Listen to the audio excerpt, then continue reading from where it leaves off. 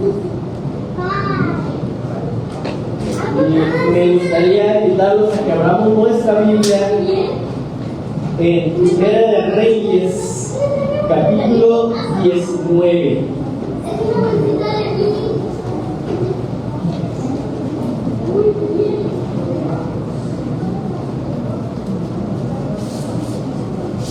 Primera de Reyes 19, y vamos a leer los primeros 18 versículos, casi completo el capítulo, pero tiene mucho que enseñarnos. Dice: Acab dio a Jezabel la nueva de todo lo que Elías había hecho y de cómo había matado a espada a todos los profetas. Entonces envió Jezabel a Elías un mensajero diciendo: Así me hagan los dioses y aún me añadan, si mañana a esta hora yo no he puesto tu persona como la de uno de ellos.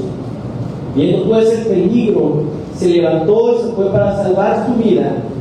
Y vino a Beerseba, que está en Judá, y dejó allí a su criado. Y él se fue por el desierto un día de camino, y vino y se sentó debajo de un enebro, y deseando morirse dijo: Basta ya, Jehová, quítame la vida, pues no soy yo mejor que mis padres. Y echándose debajo del enebro se quedó dormido. Y aquí luego un ángel le tocó y le dijo: Levántate, come. Entonces él miró, y aquí a su cabecera una torta cocida sobre las ascuas y una vasija de agua, y comió y bebió y volvió a dormirse. Y volviendo el ángel de Jehová la segunda vez lo tocó diciendo: Levántate y come, porque el largo camino te resta. Se levantó pues y comió y bebió, y fortalecido con aquella comida caminó 40 días y 40 noches hasta Horeb, el monte de Dios. Y ahí se metió en una cueva donde pasó la noche. Y vino a él la palabra de Jehová, el cual le dijo: ¿Qué haces aquí, Elías? Él respondió: He sentido un vivo celo por Jehová, Dios de los ejércitos, porque los hijos de Israel han dejado tu pacto, han derribado tus altares y han matado espada a tus profetas, y solo yo he quedado, y me buscan para quitarme la vida. Él le dijo: Sal fuera y ponte en el monte delante de Jehová. Y aquí que Jehová pasaba, y un grande y poderoso viento que rompía los montes y quebraba las peñas delante de Jehová. Pero Jehová no estaba en el viento. Y tras el viento un terremoto, pero Jehová no estaba en el terremoto. Y tras el terremoto un fuego, pero Jehová no estaba en el fuego.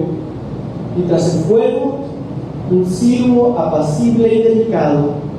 Cuando lo oyó Elías, cubrió su rostro con su manto, y salió y se puso a la puerta de la cueva. Y aquí vino a él una voz diciendo: ¿Qué haces aquí, Elías? Él respondió: He sentido un vivo celo por Jehová, Dios de los ejércitos, porque los hijos de Israel han dejado tu pacto, han derribado tus altares, han matado a espada a tus profetas, y solo yo he quedado, y me buscan para quitarme la vida. Y le dijo Jehová: Ven y vuélvete por tu camino por el desierto de Damasco, y llegarás y ungirás a Hazael por rey de Siria, a Jehú hijo de Nimsi ungirás por rey sobre Israel, y a Eliseo hijo de Safat de Abel Mehola ungirás para que sea profeta en tu lugar.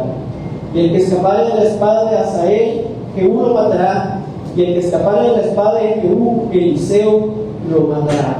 Y yo haré que queden en Israel 7,000, cuyas rodillas no se doblaron ante Baal y cuyas bocas no lo besaron. Qué historia tan interesante con el profeta Elías. No sé cuántos se dieron cuenta, lo leyeron en las noticias, de este nadador olímpico muy famoso, Michael Phelps, que tuvo, pues fue dado a conocer su historia después de ganar 6 medallas de oro y 2 de bronce en los Juegos Olímpicos de Atenas 2004. Él cayó en una depresión muy profunda. Y nos era sorprendente para todo el mundo cuando se enteraron de esta noticia, porque la idea que tiene uno de un campeón olímpico es alguien que ya va a disfrutar de las mieles del éxito y la fama y el reconocimiento. Pero lo que este nadador expuso fue lo que se conoce como depresión post-olímpica. Y él decía, es que fue mi único propósito, mi única mentalidad de estar trabajando casi que día y noche y sometiendo mi cuerpo a un trato riguroso para las Olimpiadas. Llegas, suceden, ganas y después de eso tu cuerpo y tu mente no saben qué hacer. Y eso destapó en cierta manera una conversación muy amplia sobre la salud mental de los atletas de alto rendimiento que normalmente vemos, como en estos días, no sé cuántos disfrutan de ver las Olimpiadas, de ver las competencias, es algo muy impresionante. Pero bueno, Michael Phelps trajo a la conversación internacional el tema de la depresión post-olímpica. Y lo que estamos viendo aquí en 1 Reyes 19 es un ejemplo de algo similar, porque Elías venía de uno de los acontecimientos y de los eventos más espectaculares que cualquiera de los profetas hubiera llevado a cabo. Una demostración del poder de Dios, algo tangente, evidente, innegable, delante de un pueblo de Israel que ya desde hacía mucho tiempo se habían apartado de Dios, estaban caminando en pos de otros dioses, todo porque el rey Acab se había casado con la mujer Jezabel y ella había introducido toda clase de adoración de ídolos y había construido como todo un nuevo sistema religioso dentro del pueblo de Israel que nada tenía que ver con el Dios que los había sacado de Egipto. Entonces Eliseo, movido por un celo, como él mismo le contesta al Señor, movido por un celo, primero es llevado a dar un mensaje a Acab de que no iba a haber lluvia por 3 años. Aquí en Chihuahua ya sabemos un poquito lo que puede llegar a significar eso, ¿verdad? Gracias a Dios este año hemos visto bastante más lluvia, pero aquí nosotros conocemos lo que significa que no haya lluvia. Y eso fue la primera cosa que hizo Acab, pero más adelante es este encuentro que tuvieron los profetas de Baal con Elías, en donde en una clase de concurso, competencia para ver qué Dios podía hacer descender fuego, Elías tiene uno de los resultados más asombrosos. Y él está ahí delante, dice 400 personas. Yo no sé si nos podemos mencionar 400 personas que se dedican a una sola cosa, que han sido entrenadas a una sola cosa. Es algo realmente asombroso, es algo que te puede imponer. Y ahí estaba Elías frente a 400 de estos profetas de Baal haciendo de todo. Algo que seguramente a nosotros nos hubiera llenado de temor. Y decía que estos hombres hasta se hacían portadas y todo pidiendo que descendiera fuego de parte de Baal para que demostrara que era el Dios verdadero, y no sucedió nada. Incluso dice que Elías se burlaba de estas personas, ¿verdad? Frente a, me imagino, un ritual bastante demoníaco y así como turbio. Elías incluso podía estar haciendo bromas sobre ellos. Y ya cuando de ese turno de Elías, recordamos, ¿verdad?, que él le pide a la gente que viertan agua sobre el lugar donde iba a descender fuego. Ahora, esto era para no dejar ninguna duda acerca de que el fuego que iba a consumir lo que estaba en el altar no había venido de otro lugar y no se había podido encender allí con unas piedritas y haciéndole así. No había ninguna manera en la que el fuego pudiera consumir lo que estaba ahí, porque estaba empapado de agua. Y si tú has intentado prender una fogata en la sierra cuando está lloviendo, te vas a dar cuenta que si no escondiste la leña a tiempo, no va a haber manera que prendas esos leños. Si ya están mojados, no los vas a poder prender. Esa es la situación en la que estaba Elías, cuando él ora, sin ni siquiera entrar en algo así muy profundo y un clamor, solamente hace una oración y Dios responde con fuego. Y está la respuesta de la gente, que ahí mismo matan a todos los profetas de Baal. Imaginen esa victoria tan grande que tuvo el profeta Elías. Imagínense esa sensación de haber logrado algo que no se había logrado. Él estuvo escondido de alguna manera durante 3 años, primero en un arroyo donde los cuervos le llevaban comida, después con una viuda de Sarepta, todo ese tiempo esperando seguramente algo como esto, anticipando lo que sería este gran avivamiento del pueblo de Israel, este gran despertar en el pueblo. Y luego sucede en la manera como probablemente se lo imaginó o a lo mejor superó sus expectativas, pero después de esto Elías cayó en una gran depresión.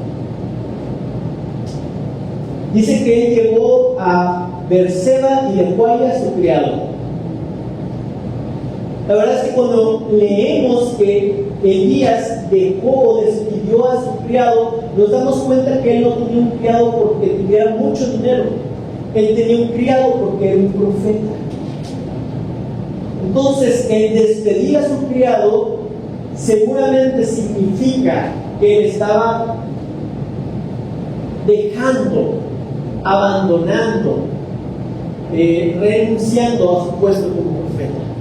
Ese era el momento en el que él dijo: ya, hasta aquí termina mi trabajo como profeta, aquí termina mi ministerio, aquí termina mi llamado. Ahí en Berseba él despidió a su criado y él estaba dando un claro mensaje de que ahí terminaba su trabajo como profeta.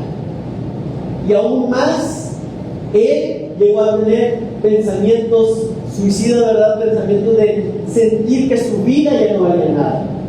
Algo que me gustaría hacer notar, porque yo sé que esto es algo muy prevaleciente en nuestro estado, entre los jóvenes, y es que Elías, aún con toda la depresión y todo, él sabía que su vida no era de él para tomarla, que él no tenía el derecho de acabar con su vida, sino que le pide a Dios que termine con su vida. Aún que estaba tan desesperado y tan desanimado, él entendía que su vida era del Señor y que solamente él la podía tomar. Y él llegó a pedirle al Señor que la tomara. En ese momento tan bajo, es una maravilla lo que vemos que el Señor hace. Porque lo primero que Dios hace con Elías, al verlo completamente deprimido, desanimado, derrotado, podría no ser lo que nosotros hacemos, podría no alinearse con nuestra primera respuesta que podemos tener al ver a alguien así, ¿verdad? El clásico: ¿estás triste? No estés triste. Pero dice que un ángel vino y no se puso a interrogar a Elías, no se puso todavía a indagar, a decirle: oye, pero a ver, es que si estás orando, a ver si estás leyendo la Biblia, si estás confesando tus pecados. Como suele ser nuestra respuesta cristiana a una persona enferma y una persona en una depresión profunda.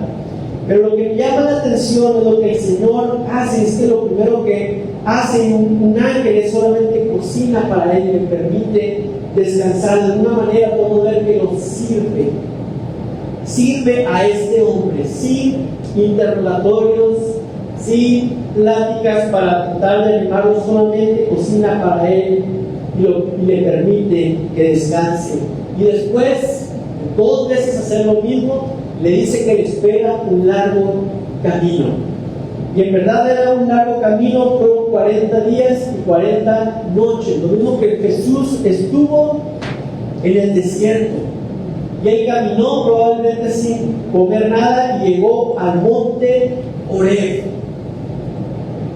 Y este monte es muy conocido, seguramente les suena a ustedes. El monte Horeb es donde por primera vez Moisés tuvo un encuentro con Dios. La zarza ardiente, cuando tú escuchas la historia de la zarza ardiente, sucedió en el monte Horeb, este monte al cual acababa de llegar Elías. Dice que se escondió en una cueva para pasar allí la noche. Esa cueva bien pudo haber sido el lugar donde también Moisés pudo ver la gloria de Dios. Recordemos cuando él estaba ahí y estaba por recibir por segunda vez los 10 mandamientos. Él le pide a Dios que quiere ver su gloria, y Dios le permite, dice: no vas a ver mi rostro, pero vas a estar en la hendidura de una peña, y yo voy a pasar y podrás ver mis espaldas. Entonces hay mucha gente de los estudiosos de la palabra de Dios que intuyen que bien pudo haber sido la misma cueva en la cual estaba Elías, en la cual Moisés se escondió para ver la gloria de Dios. Y es un monte sumamente significativo.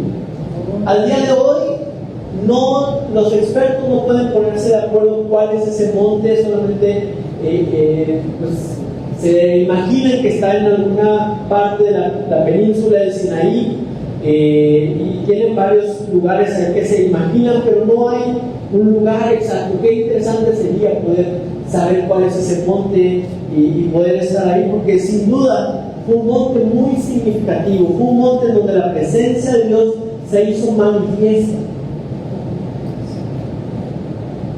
Y hermanos, que nosotros podamos ser movidos por el deseo de querer ver la gloria de Dios, así como Moisés le pidió al Señor que le mostrara su gloria, así como Elías llegó a ese lugar del monte Horeb esperando también ver la gloria de Dios.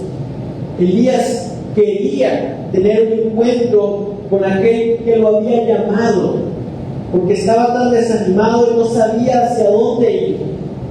La expectativa que él tenía de lo que iba a suceder después de este gran suceso no estaba llegando a lo que él esperaba. Sus expectativas se estaban derribando por completo y no sabía qué iba a pasar después. Imagínense, si con eso el pueblo de Israel no regresaba a Dios, ¿qué otra cosa los va a convencer?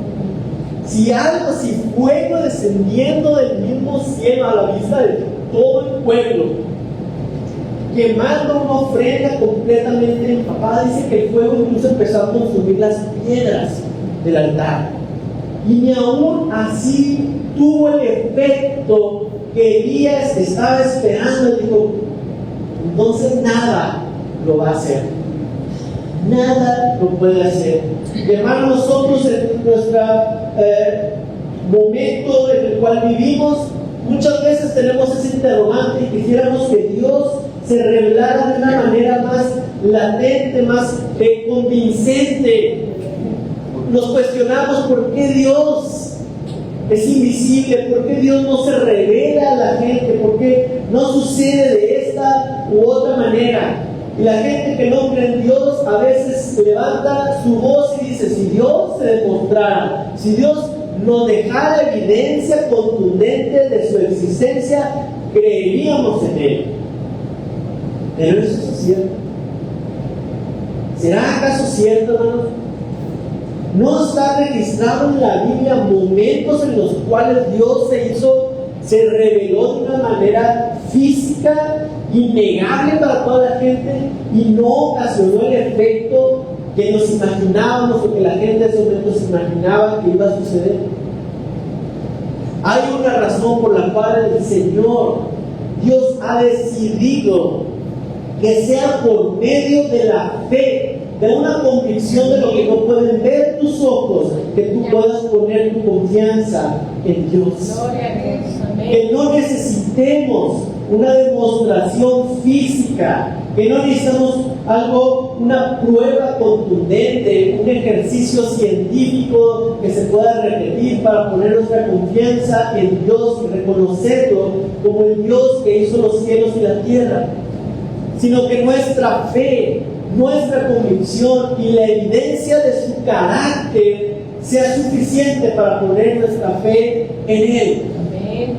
Y aquí estaba Elías, que probablemente durante todo este tiempo él estuvo esperando ese fuego descender del cielo, pero que no había ocasionado el resultado que él esperaba. Estaba sumido en una gran depresión y Dios estaba a punto de revelarse a él. Y cuando yo estaba leyendo, y el monte Horeb siempre tiene una conexión muy fuerte con Moisés, yo empecé a comparar, ¿no? Una comparación de estos dos hombres, de estos encuentros que tuvieron cada uno de ellos con Dios. El hecho sorprendente de que cuando Jesús caminó aquí en la tierra y en un momento se lleva solamente 3 de sus discípulos, suben a un monte y ahí sucede una transfiguración de su cuerpo físico por algo divino, aparecen junto a él Moisés y Elías. Estos dos hombres, que algo que los une es el monte Horeb y una revelación que tuvieron con Dios en ese lugar. Y dice Elías, ¿verdad? Dice el momento cuando Elías está aquí, que primero llegó un fuerte viento. Yo no sé cuántos han experimentado un viento muy fuerte. Me acuerdo que nos platicaba don Fernando, el papá de nuestro hermano José Martínez, que ahí en Cuauhtémoc, que en la época que él era joven, había un viento tan fuerte que ellos se podían dejar caer para atrás y la fuerza del viento los sostenía. Ahora, eso nos da una idea de que, de alguna manera, aunque era un viento muy fuerte, lo disfrutaba la gente, lo podía salir de una manera recreativa a sentir esa fuerza. Pero yo creo que aquí estaba hablando de un viento, como no hemos experimentado, como realmente no hemos sido testigos. Dice que quebraba las piedras. Está el dicho, ¿verdad?, de que lo que el viento le hace a Juárez. El viento no puede por lo general hacerle nada a algo tan sólido como la roca, una estatua. Y por eso el dicho de lo que el viento le hace a Juárez, pues es que aunque tú ves mucho viento, ahí tú ves al benemérito de las Américas. Pero este viento que describe aquí Primera de Reyes dice que partía las piedras. Gloria a Dios. Una expresión de la fuerza de la naturaleza y de la gloria de Dios. Y después del viento, ¿verdad? Viene un terremoto. Y tras el viento, un terremoto. ¿Qué dice una tras de otra vez en estas expresiones? Que Dios no estaba ahí. No estuvo en el viento, no estuvo en el terremoto y no estuvo en el fuego. Aquella misma prueba contundente que Elías propuso al pueblo de Israel, que iba a demostrar quién era el verdadero Dios, se estaba haciendo manifiesto una vez más en el monte Horeb. Pero la Biblia dice que Dios no estaba tampoco en el fuego. Eran solamente precursores, eran solamente los que iban avanzando, como dice que delante de él, ¿verdad? Las nubes, el fuego avanza, la naturaleza avanza, pero de repente, después del viento, después del terremoto, después del fuego, se sintió, se escuchó, dice, un silbo apacible. Yo no sé cuántos de ustedes han estado en un lugar, generalmente lo vemos en un bosque, allá en la sierra, ¿verdad? Que te paras en medio de los árboles y no escuchas nada. No escuchas los sonidos a los cuales nosotros que vivimos en la ciudad estamos acostumbrados. No escuchas ni un carro, no escuchas ni una sirena, no escuchas el tráfico ni la gente. Solamente hay como el sonido del viento rozando todas las hojas y toda la vida que hay en un bosque. Y experimentamos de alguna manera, ¿verdad?, ese silbido apacible. Nosotros aquí nos cuesta mucho disfrutar del silencio, hermanos, en la ciudad. Es realmente extraño para nosotros y en serio sentimos hasta un poquito de miedo cuando dejamos de escuchar sonidos, ¿verdad? Estamos en nuestra casa y incluso no somos conscientes de todo el ruido que estamos percibiendo por toda la gente que vive cerca de avenidas o calles más transitadas. El sonido puede ser algo tremendo, pero se les olvida. Mis papás una vez se quedaron en una casa y les advirtieron, ¿verdad?, que por ahí pasaba el tren, que no se fueran a asustar. Entonces a la mañana, como a las 6 de la mañana, nos cuentan ellos que de repente sentían como si el tren les fuera a pasar por arriba de la cabeza. Sonaba así el ruidajo del tren hacia punto de pasarles por la cabeza, pero nada, que la casa estaba a unos metros de la vía, pero el sonido era ensordecedor, o sea, era un sonido muy fuerte. Lo chistoso es que para la gente de esa casa ya se les había olvidado, ya no lo sentían, ya para ellos no los asustaba. Y así nos sucede a nosotros, hermanos, que se ha vuelto tan común el ruido que cuando experimentamos el silencio muchas veces nos asustamos. No sé si les ha pasado. No me acuerdo en qué parte, no sé si tú sabes, maestro Moller, la cámara que hicieron donde realmente aíslan completamente todo sonido. Hay una cámara y tiene un nombre, me parece que tiene algo que ver con las oficinas de Microsoft, no me hagan mucho caso. Es una cámara que cuando tú ves fotos parece así como la esponja esa que ves en los estudios de grabación, unas formas muy extrañas, pero notar que entras ahí y no escuchas nada, absolutamente nada. Y lo que empiezas a escuchar a un volumen bastante fuerte son los sonidos propios del cuerpo, de la sangre fluyendo, de la digestión sucediendo. Total, hermanos, que nadie puede permanecer ahí más que unos cuantos minutos. No aguantamos como seres humanos ese nivel de silencio. Y a mí solamente me recordaba esto porque Elías pudo experimentar este contraste de un sonido ensordecedor, de un viento que rompe montañas, de un terremoto que sacude la tierra, de un fuego que pasa consumiendo todo y de repente solamente se escucha un murmullo, un suave murmullo, dicen otras traducciones. Y ahí él supo que Dios estaba. En ese murmullo, en ese silbido apacible, delicado, ahí Elías sabía que estaba delante de Dios eterno. Y Dios lo cuestiona. Dios le hace una pregunta, y de hecho es la segunda vez que se la hace en este monte. ¿Y qué es lo que le pregunta Dios a Elías, hermanos? Le pregunta: ¿qué haces aquí, Elías? Me sorprende porque hay varias veces que Dios le hace preguntas al hombre, como cuando Dios le preguntó a Adán: Adán, ¿dónde estás? Cuando Dios le hace una pregunta al hombre, no es porque él no tenga la respuesta, no es porque él necesite información, normalmente es para revelar a aquel que está siendo cuestionado acerca de su corazón. Dios quería demostrarle a Adán que él estaba viviendo algo para lo cual Dios no lo diseñó, que era el miedo y la vergüenza por la cual él tuvo que esconderse. Y aquí con Elías, Dios te está preguntando: ¿qué es lo que haces aquí, Elías? ¿Qué estás haciendo? ¿Por qué esta pregunta, hermanos? ¿Qué mejor lugar para estar que no era el monte de Dios? El lugar donde Dios se había encontrado con su pueblo, con Moisés, el lugar donde Dios había demostrado su gloria y su presencia. ¿Por qué no habría de estar ahí, Elías?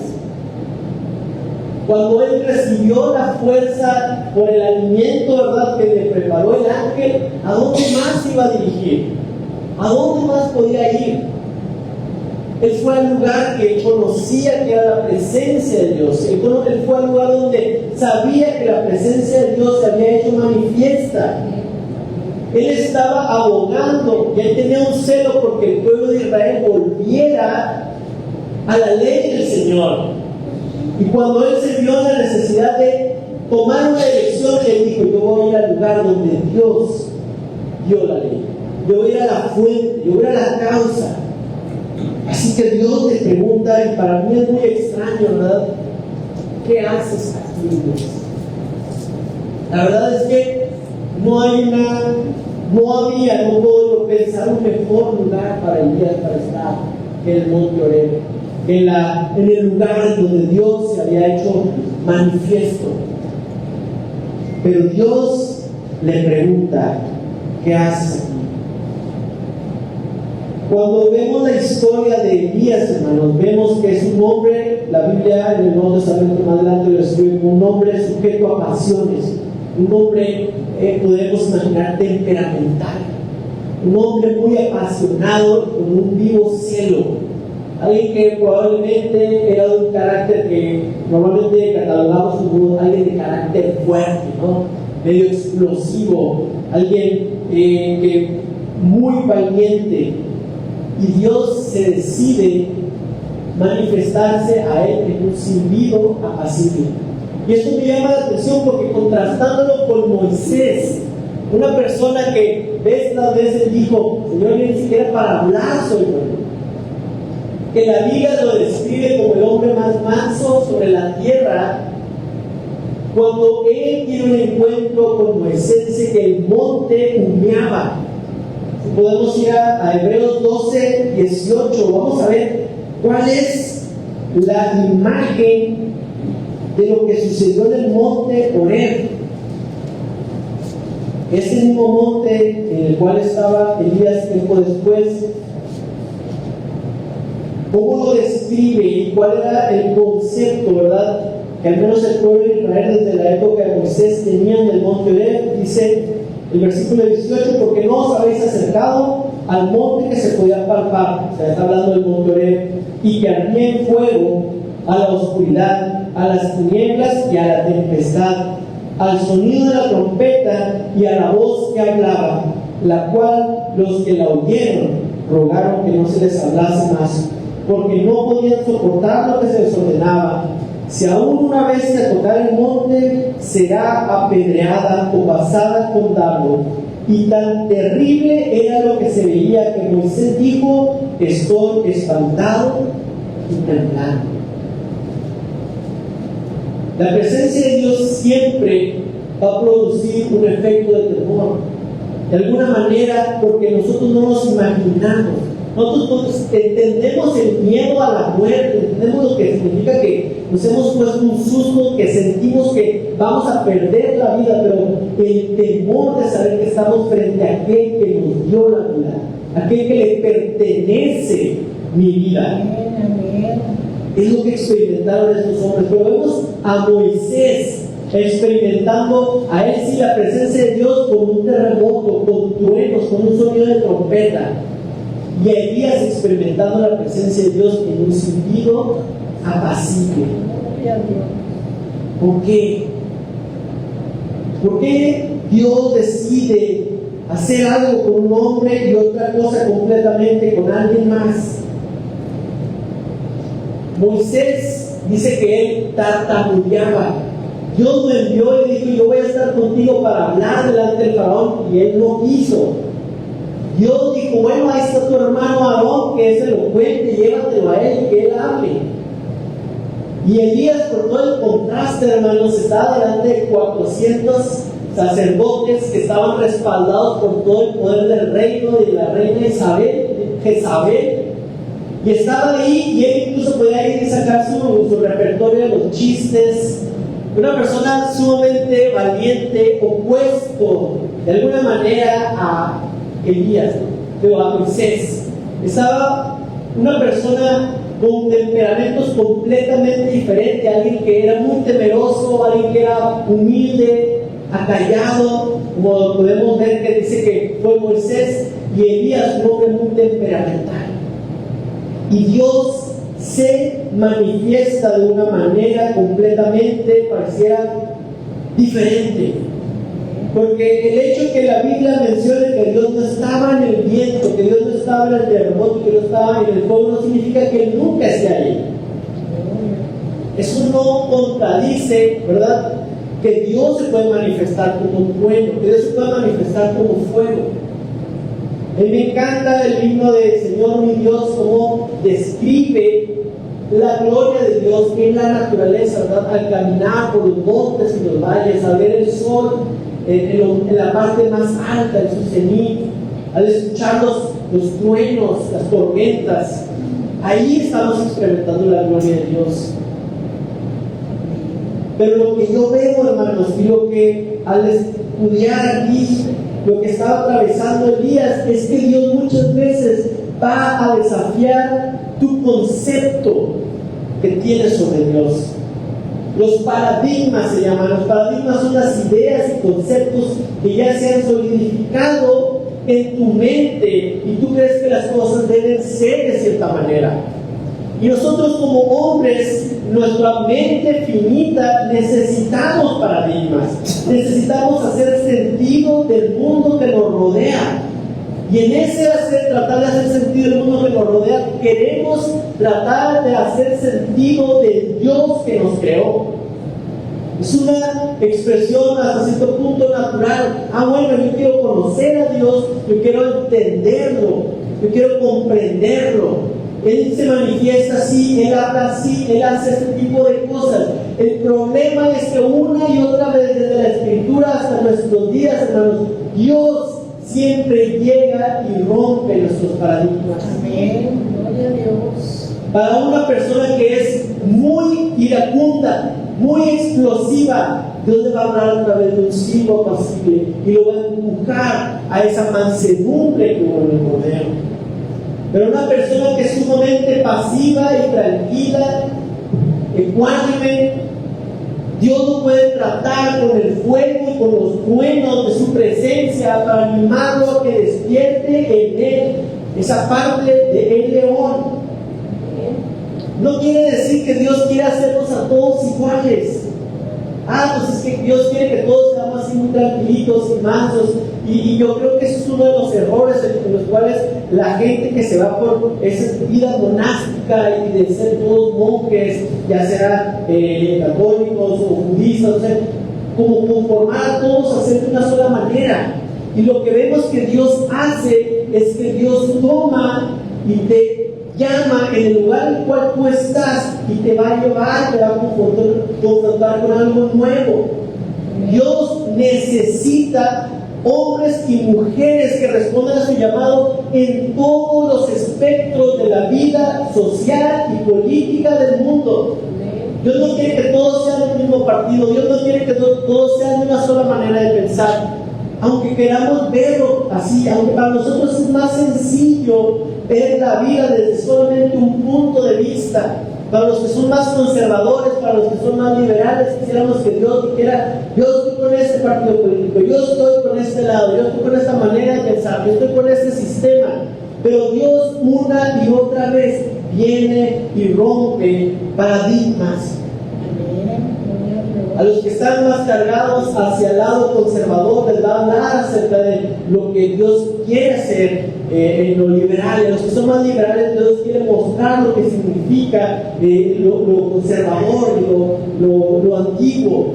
Y de muchas maneras, hermanos, y esto es un patrón que Dios tiene en hacer, y el patrón es que no hay patrón. El patrón es que si yo veo que Dios hace esto, hizo esto en mi juventud, no significa que va a volver a hacerlo exactamente igual cuando yo sea grande, cuando yo sea viejo. Él continúa. Para nosotros es algo nuevo, pero Dios es inagotable, es infinito. No lo podemos reducir a una manera de ver el mundo, no lo podemos reducir a un partido, a un sistema, a una manera de ver y entender el mundo.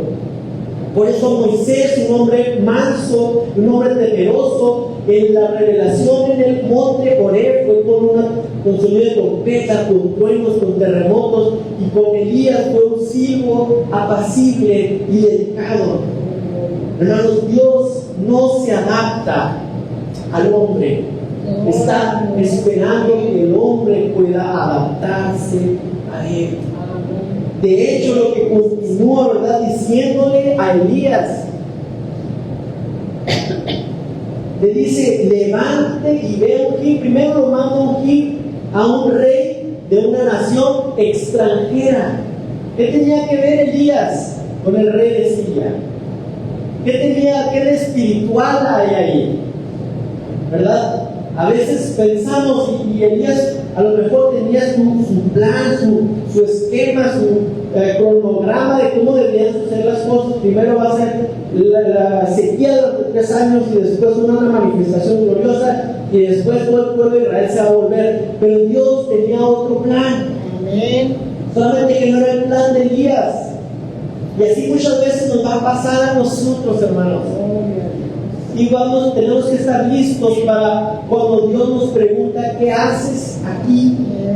Y le podemos decir, Señor, pues es que esto es lo que yo conozco. Esto es lo que yo conozco de tu presencia. Esto es lo que yo conozco de cómo tú te manifiestas. Y estemos preparados, porque muchas veces Dios va a ir y nos va a mostrar algo nuevo.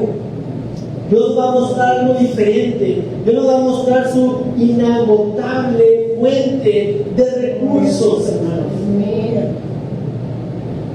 Estaba ahí preparando lo que sería el siguiente paso.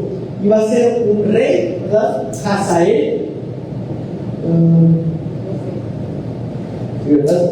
Volverte por camino desierto, llegarás a Hazael, por rey de Asiria, a Jehú, hijo de Nimsi, ungirás por rey sobre Israel, y a Eliseo, hijo de Safat, de Abel Meola, ungirás para que sea profeta en tu lugar. Ese es el plan de Dios. No sé, seguramente no correspondía exactamente con el plan que tenía Elías, pero Dios tenía ese plan. Nosotros necesitamos estar abiertos, hermanos, a lo que el Señor quiere hacer, no solamente lo que yo creo que se debe hacer, ¿verdad? Muchas veces estamos pensando que Dios se va a manifestar de una manera, porque en la historia de la iglesia ha habido ciertos avivamientos que traen nuevos conceptos de Dios. Un avivamiento que está caracterizado por mucho arrepentimiento, por una predicación muy amplia del Evangelio y la salvación de muchas personas, por música nueva, por nueva revelación acerca de su palabra. Pero la realidad, hermanos, es que por más que tratamos de controlar el mover de Dios, no podemos. Y así como un día empieza, un día se han terminado. Todos los avivamientos, de la manera histórica, tú lo puedes estudiar, que a lo mejor puedes encontrar ciertas cosas, pero las personas que lo vivieron tal vez que no había algo que lo hiciera así, lo controlara. No podemos controlarlo. Por el contrario, en ese afán de querer controlar el mover de Dios han surgido muchos movimientos tipo como cultos, y donde ha habido mucho abuso de poder de ciertas personas, todo por querer manipular el mover de Dios, todo por querer poner y encasillar a Dios en una sola manera de obrar y de manifestarse, en lugar de saber, hermanos, que su presencia y su mover siempre viene de una manera única y diferente. Y pensamos que porque Dios se movió de cierta manera en los 70s, ahora si se va a manifestar va a ser de la misma manera, y no puede ser así, hermanos. Nos gustaría que fuera así, porque ya lo entendimos, porque ya lo pudimos estudiar, porque ya sabemos qué funciona y qué no funciona nuestra manera de ver, y el problema es que viene Dios y una y otra vez hace las cosas nuevas. Algo más, siempre hace algo más glorioso, y siempre en Dios podemos esperar que lo que viene es mayor que lo que fue, que nos cueste creerlo, aunque no nos guste, aunque muchas veces nos da miedo, pero los moveres de Dios han sido así. Y nosotros nos aferramos a lo que Dios ya hizo. Nosotros nos aferramos a ciertas maneras de expresarnos y de caminar con el Señor. El Señor viene y nos pregunta, ¿qué haces aquí? ¿Qué haces aquí, Elías? Porque yo tengo un plan para ti, pero no va conforme lo que tú crees. No va conforme lo que tú creías que debía pasar. Yo te estoy mandando allá. Yo te estoy mandando a que unjas un rey y a que unjas un sucesor. Y necesitamos entenderlo, hermanos. que no podemos aferrarnos a una sola idea en cuanto a Dios se refiere. Lo que necesitamos aprender y lo que Dios siempre va a hacer y usar es un tiempo de desierto, un tiempo de espera, de paciencia. Dios nos ha dejado su palabra. Es un recurso que en los tiempos de Elías no tenían de una manera tan clara como lo tenemos nosotros. Nosotros tenemos al Espíritu Santo. Jesús dijo: yo me voy, pero les conviene que yo me vaya, porque mi Espíritu los hará conocer la verdad.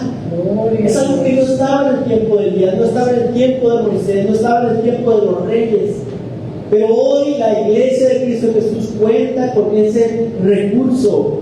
Pero aún así, hermanos, sepan que en la vida del cristiano hay tiempos de desierto, hay tiempos de espera, hay tiempos que no se hace manifiesta la presencia de Dios en todo momento, sino que Dios nos prueba para aumentar nuestra fe, para aumentar nuestra paciencia. Y eso es lo que queremos pedirle al Señor. Señor, no quiero entender tu mover de una sola manera. No quiero encasillarte a ti en una sola manera de actuar o de pensar. No quiero pensar que mi plan es lo único que va conforme a tu plan. No estamos solos, hermanos. El último versículo que leemos, de alguna manera podríamos pensarlo como una cachetada de guante blanco para Elías. Porque Elías, una de las razones por las que él sentía miedo es porque él se sentía solo. Una de las razones por las que también él podía sentirse a lo mejor especial es porque él sentía que era el único que no se había hincado delante de Baal. Pero el Señor le dijo que había 7,000 que no se habían arrodillado ni habían besado a Baal. Y hermanos, nosotros necesitamos entender que aun cuando nos sintamos solos, como todo el tiempo, esa sensación de urgencia, de peligro, de que el mundo se está acabando, de que cada vez estamos peor, viene acompañado de una idea de que estamos solos. Pero no estamos solos. En todo lugar Dios está obrando, levantando personas, hablando con personas, en todos los espectros de la vida social. Dios está hablando. Los que están cargados para la derecha, Dios está revelando cosas que acá a la izquierda son más comunes, y los que están a la izquierda le está revelando cosas que a la derecha son más comunes. Y Dios no quiere que estemos todos en el mismo lado, sino que Él quiere hablar en todo lugar, en todo momento. Pero para eso nosotros necesitamos dejar que nuestro corazón sea moldeado.